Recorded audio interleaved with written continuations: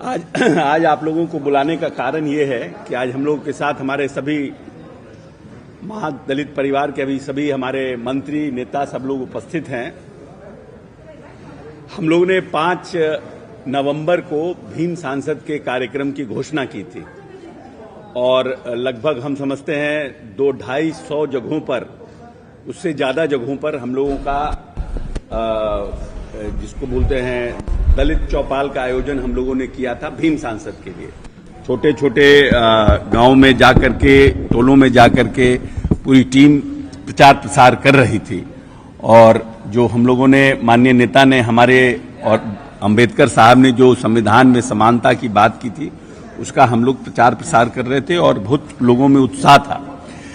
लेकिन क्योंकि जब हम लोगों ने इसका अनाउंसमेंट किया था 5 नवंबर का और प्रयास हम लोगों को था कि उसी दिन हम लोगों का ये कार्यक्रम हो जाए, माननीय मुख्यमंत्री जी जो हमें समय मिला था नेता से। इन 6 नवंबर से विधानसभा का सत्र शुरू हो रहा है और 10 तारीख तक वो सत्र चलेगा और ये डेट हम लोगों के डेट के बाद ये डेट आया और माननीय मुख्यमंत्री जी की कुछ व्यस्तता भी थी और फिर उसके बाद माननीय मुख्यमंत्री जी का आग्रह था कि इसको विधानसभा सत्र के बाद किया जाए। बाद के सत्र का जो इतवार हम लोगों को मिल रहा था और हम लोगों ने जो आपस में बातचीत की तो उसमें ये निर्णय हुआ कि हम लोग इतवार को ही ये कार्यक्रम करें जिसमें कि लोगों को आने में सुविधा हो, पटना में भी जो लोग रहते हैं उनको भी असुविधा ना हो, जो लोग ऑफिस जाते हैं, जो दिनचर्या जिनका रहता है, इतवार को संडे रहता है, संडे है, छुट्टी रहता है। तो दूसरा जो इतवार आ रहा था 5 तारीख के बाद वो 12 तारीख आ रहा था, उस दिन दिवाली है और दिवाली के 6 दिन के बाद फिर छठ आ रहा था तो वो दूसरा इतवार भी नहीं पकड़ा रहा था। इसीलिए माननीय मुख्यमंत्री जी से हम लोगों ने बात करके निर्णय किया कि 26 नवंबर को उसी वेटनरी कॉलेज ग्राउंड में उसी जगह पर हम लोग ये कार्यक्रम करेंगे। समय और जगह वही वेटनरी कॉलेज ही रहेगा, 11 बजे से ही रहेगा, लेकिन सिर्फ डेट जो है माननीय मुख्यमंत्री जी की व्यस्तता, विधानसभा का सत्र और त्योहारों का सिलसिलेवार ढंग से इतवार पड़ने के कारण इसको हम लोगों ने 26 नवंबर को निर्णय किया है, 26 नवंबर को कराने का और माननीय मुख्यमंत्री जी ने, नेता ने भी 26 नवंबर का समय दिया है। हम लोग का प्रयास है, क्योंकि अब हम लोगों को थोड़ा समय भी मिल गया है, हम लोगों का प्रयास होगा कि और ज्यादा से ज्यादा जगहों पर, अभी तो मान लीजिए कि हम लोग कहीं न कहीं जाते थे तो सभी टोलों को कवर नहीं कर पाते थे। अगर कहीं किसी प्रखंड में गए तो 2-4 जगह जो इंपॉर्टेंट हुआ उस सब जगह जाकर के लोगों से आग्रह किया, आमंत्रण दिया। लेकिन अब प्रयास हम लोगों का होगा कि हम लोग, समय मिल गया है, ज्यादा से ज्यादा जगहों को और कवर करें और ज्यादा से ज्यादा लोगों को और उस कार्यक्रम में बुलाने की चेष्टा करें, क्योंकि कैपेसिटी तो उस जगह का मैक्सिमम 75,000 कुर्सी लगाने का है, तो मैक्सिमम 1-1.25 लाख का है। लेकिन कम से कम इसी बहाने हम जो माननीय मुख्यमंत्री जी का इस 17 साल का जो कार्यकाल है, जिस तरह से माननीय नेता ने इस प्रदेश में दलितों में भी जो सबसे कमजोर वर्ग था, खास करके जो समाज, मांझी समाज, जो समाज दलितों में भी सबसे जिसको बोलते हैं कमजोर वर्ग था, आर्थिक रूप से, राजनीतिक रूप से, जो उसको सबल करने के लिए, उसको ताकतवर बनाने के लिए जो महादलित, माननीय नेता ने महादलित का शब्द का प्रयोग किया, दलितों में भी दलित, और उसको जो उठाने का उन्होंने प्रयास किया है, उसकी बात को हम लोग जन जन तक पहुंचाने का काम करेंगे और प्रयास करेंगे कि माननीय नेता की जो 17 साल के कार्यकाल की जो भावना है उसको हम लोग जन जन तक पहुंचा सकें और इस समय का हम लोग सदुपयोग करें और उसको और बृहद तरीके से करने का प्रयास करें, जिससे कि एक जन भावना जो है वो लोगों में इस माननीय नेता के कार्यकाल के प्रति जाए और दलित जो वर्ग जो हमारा है, जो आरक्षण के ऊपर टीका टिप्पणी है या फिर जो संविधान के ऊपर टीका टिप्पणी है, उसको और जोरदार तरीके से संगठित करें, जिससे आने वाले भविष्य में किसी राजनीतिक दल की यह हिम्मत न हो कि वो इस सब पर टिप्पणी करे और दलितों को और हम संगठित करने में मजबूती प्रदान कर सकें।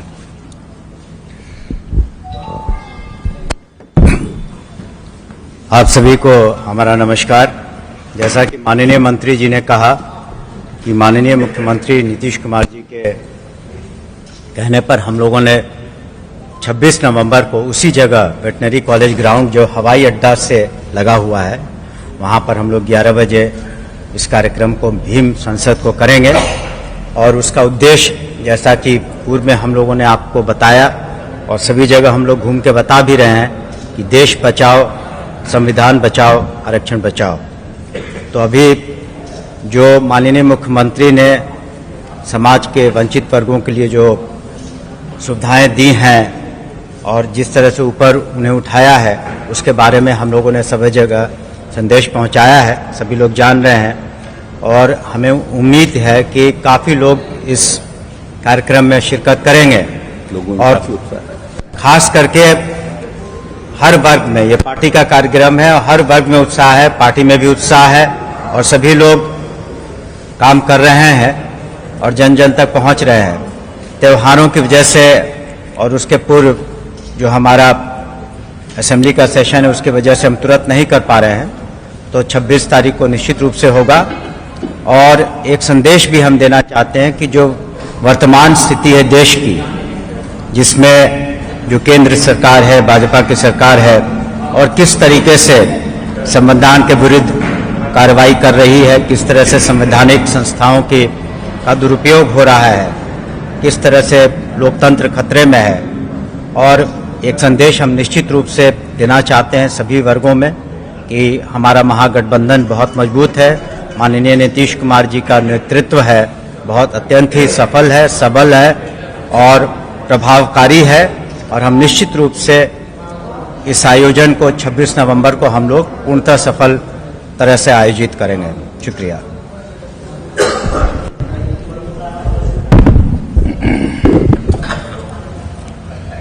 आप सभी को मेरा नमस्कार। हम लोग का जो निर्धारित समय था उसमें अपरिहार्य कारण और विधानसभा चलने के चलते 5 तारीख के कार्यक्रम को स्थगित किया गया है और 26 नवंबर को ये कार्यक्रम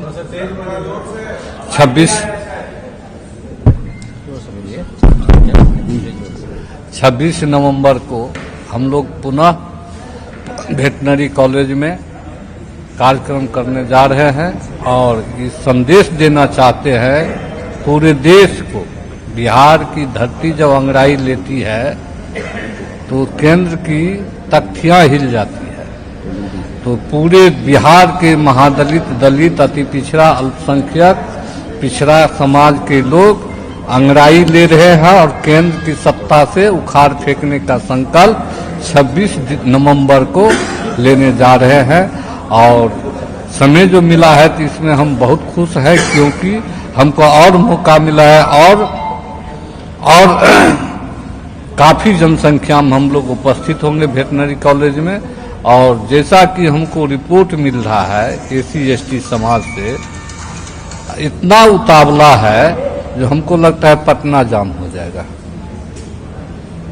इतना उतावला है। काफी उत्साह है लोग में। जो दल ने धर्म फैलाने वाली पार्टी जो संविधान में छेड़छाड़ किया है, आरक्षण को खत्म कर दिया है और देश को गिरवी रख दिया है, उसके विरोध में पूरे बिहार नहीं, बिहार की SC/ST समाज अंगड़ाई ले लिया है और इसका मैसेज पूरे देश स्तर पर होगा और केंद्र की सत्ता को खाद फेंकेगी। धन्यवाद।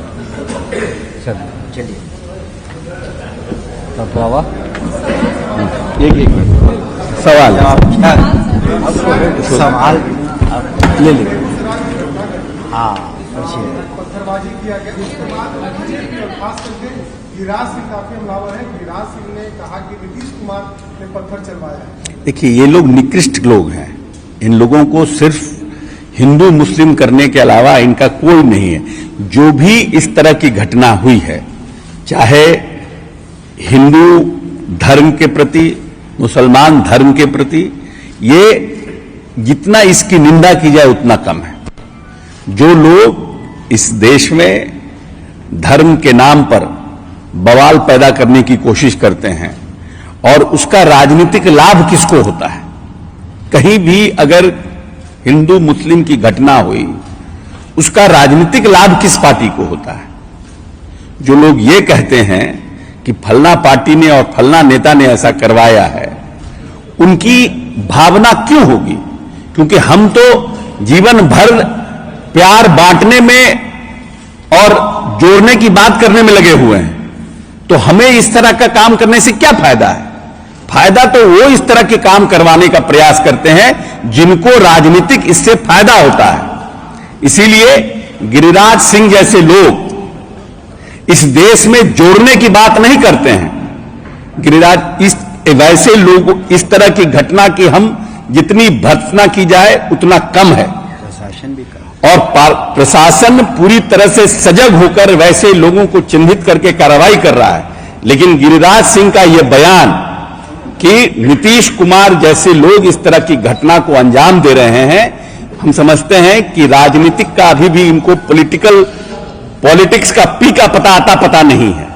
जो व्यक्ति 24 घंटा जग करके ये प्रदेश महफूज रहे, ये प्रदेश में कैसे अमन चैन कायम हो, अपने पार्टी के नेताओं के साथ साथ भारतीय जनता पार्टी के नेताओं से लेकर आरजेडी के नेताओं तक को रात के 2-2 बजे तक फोन करके ये बात कहना कि आप सजग रहिए, आप वहां पर माहौल को अपने हिसाब से देख करके और प्रशासन को मदद कीजिए, वैसे व्यक्ति के ऊपर ऐसा आरोप लगाना और 17 साल में कोई घटना नहीं हुई इस प्रदेश में, नक्सलिज्म को जिस व्यक्ति ने खत्म करने का प्रयास किया और खत्म किया, वैसे लोगों पर इस तरह का आरोप लगाना तो यही है कि ये लोग किसी भी तरह से इस प्रदेश को फिर से हिंदू मुस्लिम के बवाल में फंसाना चाहते हैं।